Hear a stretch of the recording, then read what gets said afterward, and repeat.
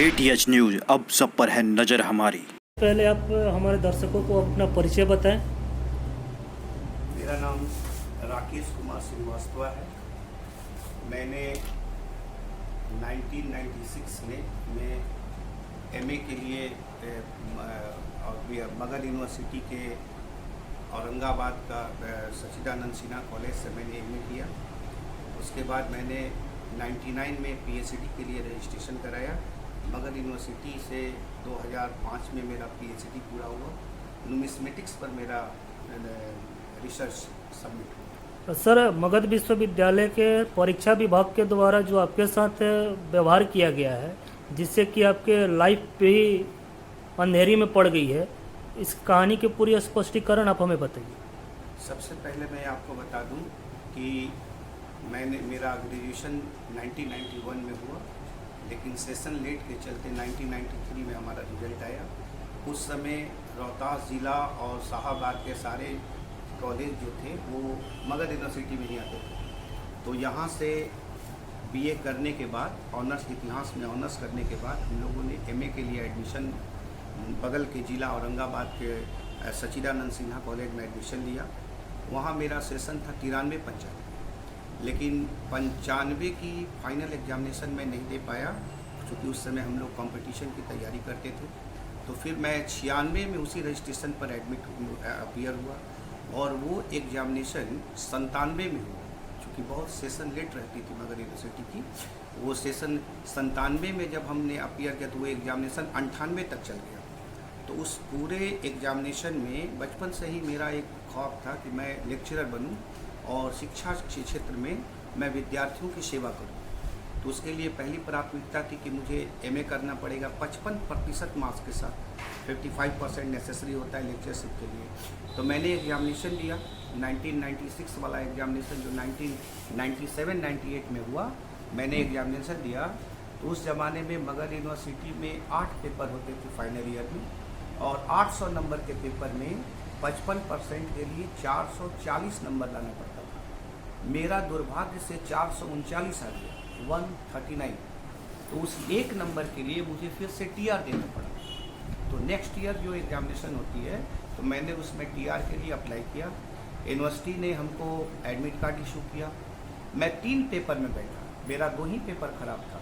एक पेपर जो था वो अमेरिकन हिस्ट्री ऑफ एशिया था, और दूसरा पेपर था हमारा हिस्ट्री ऑफ यूरोप। लेकिन और मेरा 8 पेपर अच्छा था, फिर भी चूँकि 3 पेपर का हमको लाभ मिल रहा था, तो मैंने 3 पेपर भर दिया। और अब मेरा मार्क्स जो फाइनल रिजल्ट आया, तो मेरा मार्क्स 60% से भी ज़्यादा आ गया। फर्स्ट क्लास का मेरा मार्क्स आ गया। मैंने 55% के लिए एग्जामिनेशन दिया था, लेकिन मेरा 60% से भी ऊपर आ गया। और अब जब मेरा आया तो यूनिवर्सिटी ने, मगध यूनिवर्सिटी ने मुझे सर्टिफिकेट में मार्कशीट इशू कर दिया।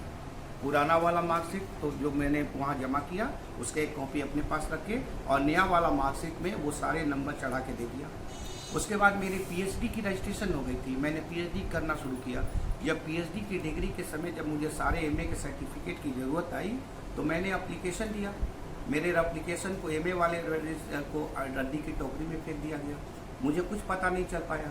फिर उसके बाद मैं लगातार MA के सर्टिफिकेट के लिए ट्राई करता रहा। मुझे सर्टिफिकेट नहीं दिया जा रहा था, बताया भी नहीं जा रहा था। 500 रुपये की रसीद कटानी पड़ती थी। मैं बार बार रसीद कटाता था, मुझे पता नहीं चलता था।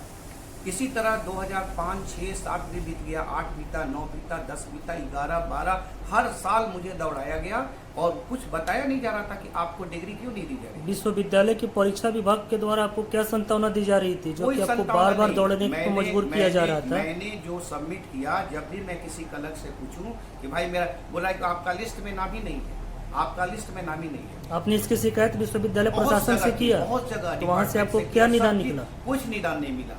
तो मैंने क्या किया कि फिर 1917 में अब मुझे अपने सर्टिफिकेट की ज़रूरत थी। मेरे कुछ मित्र जो फॉरेन में रहते थे, उन्होंने कहा कि एक जगह अप्लाई करना है, आप वहाँ अप्लाई कर दीजिए। उसके लिए मुझे सारे डॉक्यूमेंट, चूँकि ऑनलाइन होते थे, मैं ऑनलाइन के लिए गया।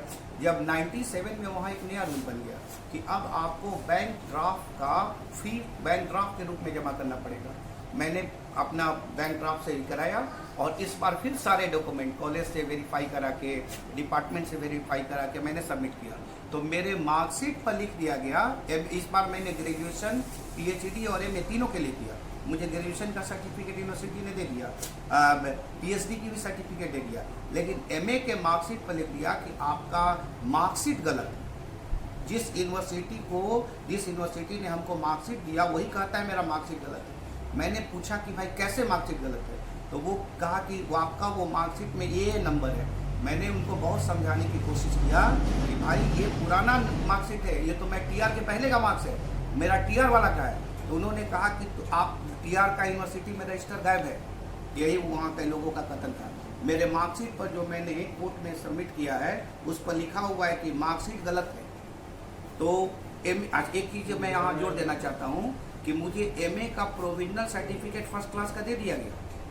उसी जो मार्कशीट जो मैंने जमा किया था वो ओरिजिनल हमको नहीं दिया, लेकिन प्रोविजनल हमको दे दिया 2004 में, वो मैंने भी सबमिट कर दिया है।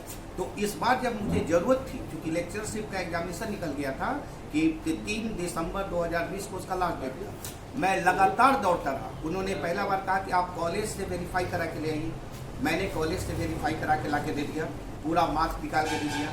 तो मैंने पूछा क्यों कॉलेज से वेरीफाई कराऊँ, तो उन्होंने कहा कि टीआर का मार्कशीट उस साल का गायब है। तो मैंने क्या किया, सबमिट किया, फिर उन्होंने रिजेक्ट कर दिया।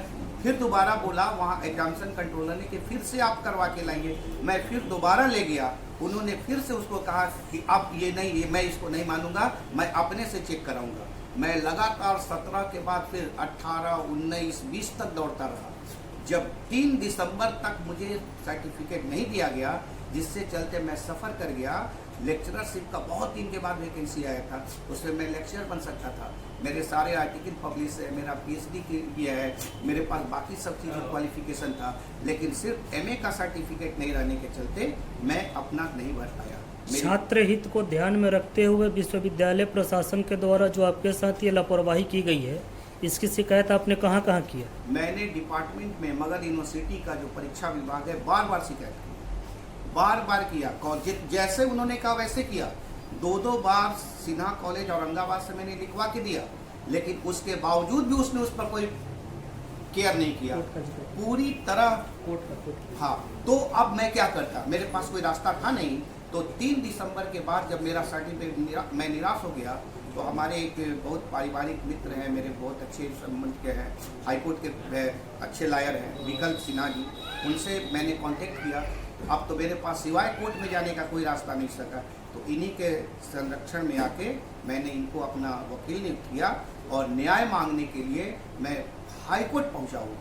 मेरे ज़िंदगी के साथ मगध यूनिवर्सिटी ने धोखा किया, खेल किया, मेरे कैरियर को उसने ख़त्म कर दिया। और आज स्थिति मैं आपको बता दूँ कि एमए पीएचडी करने के बाद भी मैं घर घर घूम के ट्यूशन पढ़ा के अपने परिवार का जीविकोपार्जन कर रहा हूँ।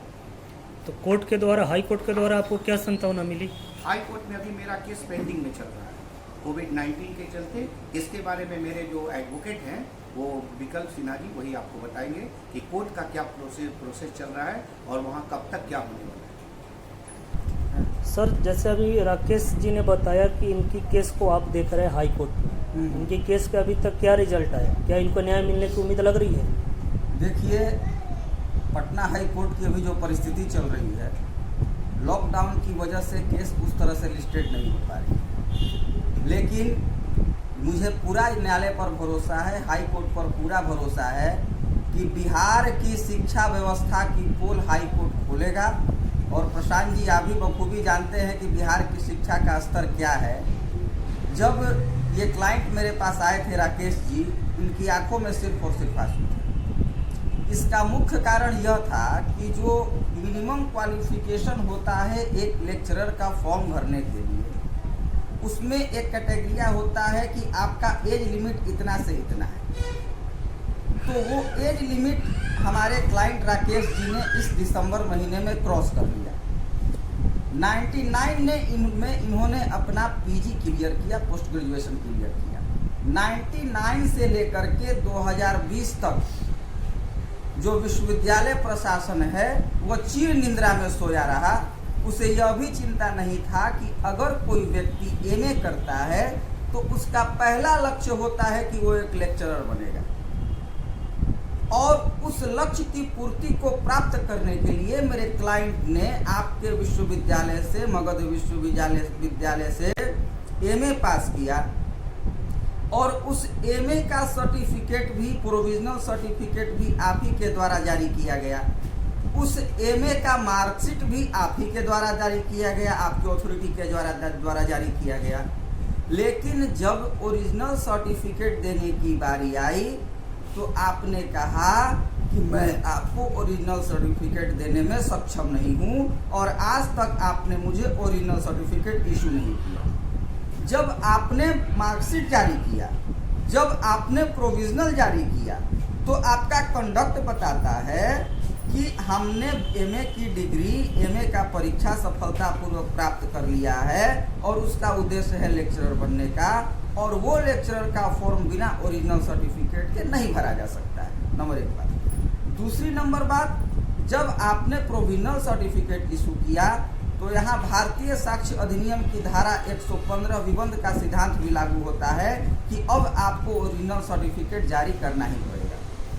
हमारे क्लाइंट ने वह हर कुछ किया जो ओरिजिनल सर्टिफिकेट लेने के लिए आवश्यक होता है। डिपार्टमेंट के हर एक अथॉरिटी के पास गए, लिखित में दिया, हाथ पैर जोड़ा, लेकिन किसी भी यूनिवर्सिटी के किसी भी अधिकारी ने इनकी बात को सुनने की जोखिम नहीं उठाई।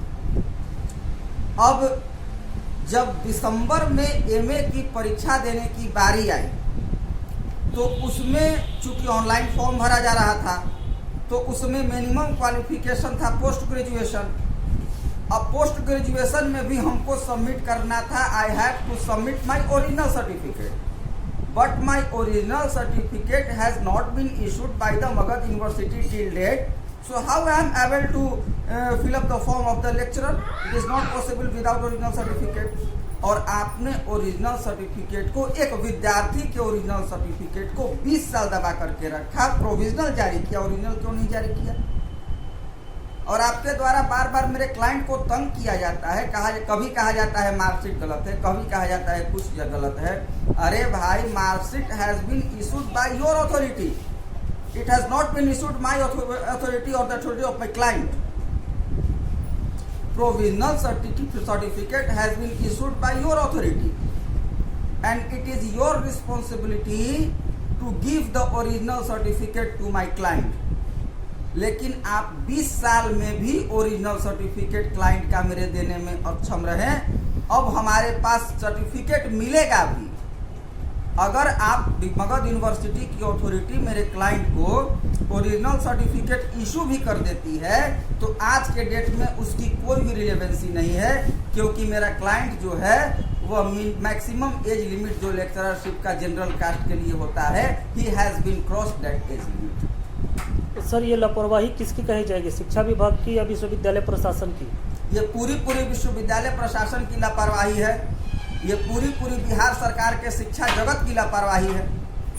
तो सर, इस कंडीशन में तो आए दिन ऐसी व्यवस्था रही जी मगध विश्वविद्यालय की या शिक्षा विभाग की, तो छात्र आत्महत्या करने पर भी मजबूर हो सकते हैं। आपको मैं बता दूं कि जिस दिन मेरा क्लाइंट राकेश कुमार श्रीवास्तव मेरे पास आया था, उसके चेहरे पर सिर्फ आंसू थे, और उसने पहला बात कहा कि sir, I am going to commit suicide, मैं सुसाइड करने जा रहा हूँ। मैंने और मेरे एडवोकेट क्लर्क राजेश पासवान ने उनको रोका, ये क्या आप कर रहे हैं, ऐसा मत कीजिए, सुसाइड करना अपने आप में अपराध है, न्यायालय है, न्यायालय अभी जिंदा है, न्यायालय से न्याय मिलेगा। और उसके बाद हम लोगों ने राकेश कुमार श्रीवास्तव जी का एक रीट पिटीशन मगध यूनिवर्सिटी के खिलाफ में इनका ओरिजिनल सर्टिफिकेट नहीं जारी करने के लिए एक दाखिल किया, और हमने कंपनसेशन मांगा है मगध यूनिवर्सिटी से। आपने मेरे क्लाइंट का पूरा भविष्य बर्बाद कर दिया, पूरा जीवन बर्बाद कर दिया, मेरे क्लाइंट के सपना को तोड़ा, मेरे क्लाइंट के माँ बाप के सपना को तोड़ा, मेरे क्लाइंट के परिवार के सपना को तोड़ा। प्रशांत जी, आप भी जानते हैं कि एक छोटे परिवार के लड़के के लिए एमए की डिग्री लेने का मकसद क्या होता है, उसके माँ बाप का मकसद एमए कराने का क्या होता है। तो इसमें साफ लापरवाही है। हमने माननीय उच्च न्यायालय से 5 करोड़ रुपया कंपनसेशन की डिमांड किया है। माननीय हाई कोर्ट से हमने 5 करोड़ रुपया कंपनसेशन की डिमांड किया है, और हमने इसमें अपने रीट पिटीशन में स्पष्ट रूप से दर्शित भी कर दिया है कि हमें, आप देख सकते हैं मेरे रीट पिटीशन का last paragraph, and made compensation of ₹5 crore should be issued in favour of the petitioner. क्योंकि अब मेरा जो क्लाइंट है वो सर्टिफिकेट लेकर के, उसका माला पहन करके रोड पर घूम करके क्या करेगा? What is the relevancy of that document now what is for my client? तो अब तो आपने मेरे क्लाइंट का पूरा फ्यूचर बर्बाद कर दिया। अब आप मेरे क्लाइंट को कंपनसेशन दीजिए। हम लोग हाई कोर्ट से, माननीय उच्च न्यायालय से कंपनसेशन की डिमांड किए हैं और हम लोग को माननीय उच्च न्यायालय पर पूरा भरोसा है। राकेश जी के साथ न्याय बिल्कुल होगा, न्यायालय बिल्कुल न्याय करेगी। और अगर रीट पिटीशन हम लोग हारते भी है तो मैं आज ही प्रशांत जी आपके सामने वादा करता हूं कि जब मैं LPA फाइल करूंगा इनका डबल बेंच पे, तो मेरा एसोसिएट मैं खुद अपने पैसा लगा करके राकेश जी के लिए आगे काम करूंगा और करता रहूंगा। क्योंकि यह सिर्फ राकेश जी की बात नहीं है। It is not the issue of only one person, it is the issue of the all students of the Bihar who is just reading in the different colleges और यूनिवर्सिटीज ऑफ बिहार। इस तरह से अगर बिहार सरकार की शिक्षा नीति रही और बिहार सरकार ने तत्काल इसमें हस्तक्षेप नहीं किया शिक्षा विभाग में, तो निश्चित रूप से कई एक विद्यार्थी आत्महत्या करने के लिए विवश हो सकते हैं। सर, हमारे दर्शकों को आप अपना एक बार परिचय से अवगत करें। मेरा नाम विकल्प सिन्हा, मैं माननीय पटना उच्च न्यायालय में अधिवक्ता हूँ।